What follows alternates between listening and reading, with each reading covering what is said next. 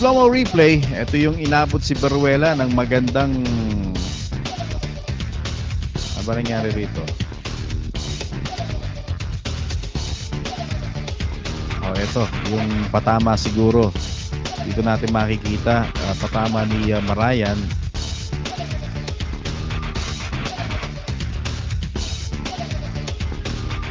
And this was the end of the first round. You're taking a look at Jovil Marayan fighting out the Art Afable stable in Bulacan. And Art Afable, hands-on dito sa, he's been hands-on in taking care of his fighters. Second round action. Jovil Marayan in red. Edison Beruela in blue and red.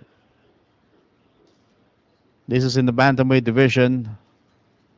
A rematch of their first bout, which ended in a controversy. Feeling ni Beruela siyang deserving talaga. Actually, siya nanalo, but Marayan felt that dapat it was the other way around. Pero eto na. The best way to settle their differences, at least inside the ring, is also inside the ring.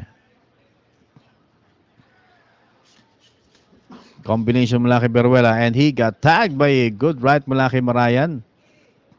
A left by Beruela. Beruela, southpaw fighter. Good shot to the body by Beruela. Combination.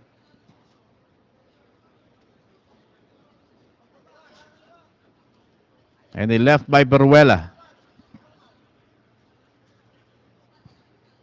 Almost a minute gone by in the second round of this 8-round bout. Etong si Marayan, not really able to use yung kanyang advantage in height. Now si Beruela, backing off a bit, trying to get some leverage. We're halfway through the second round.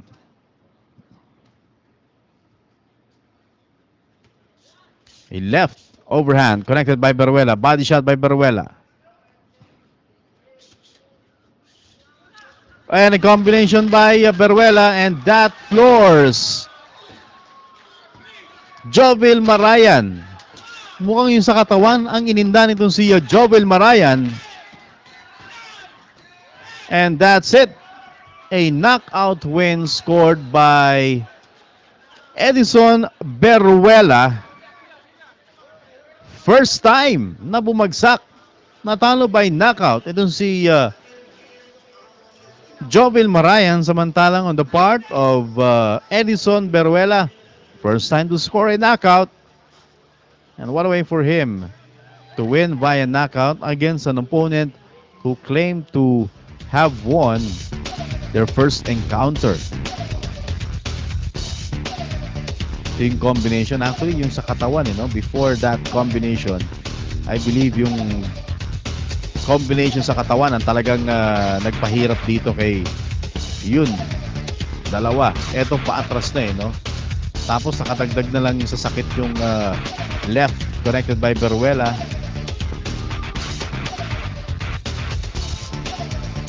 And what a way for Beruela to win this bout by knockout. Siyempre, wala nang gaganda pa sa isang fighter na counted out.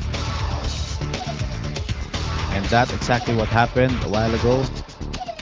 Edison Beruela winning via a spectacular second round stoppage against a game but outclassed Jovil Marayan. And for the official announcement, Audrey Goriseta will do the honors. 55 seconds of the second round. The winner by knockout victory, Edison Beruela. Short but sweet para kay Edison Beruela, and we do hope you enjoyed our coverage itong week ng Kamo kontra Kamo. Tune in again next week mga kaibigan for more action. Dennis Principe, nagpapaalam, maraming salamat. Magandang gabi po sa inyo lahat.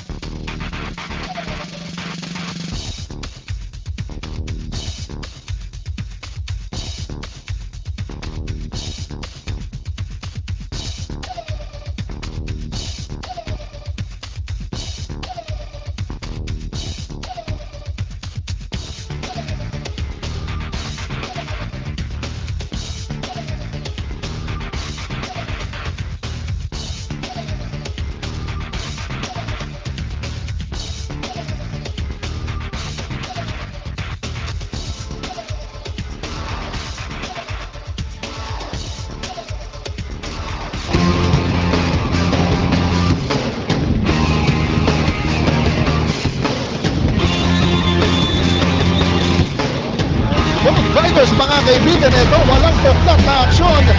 Ooh, that's a Right, good oh, right-left combination. Pero yung turado dito, mga kaibigan. It really just crippled the fighter.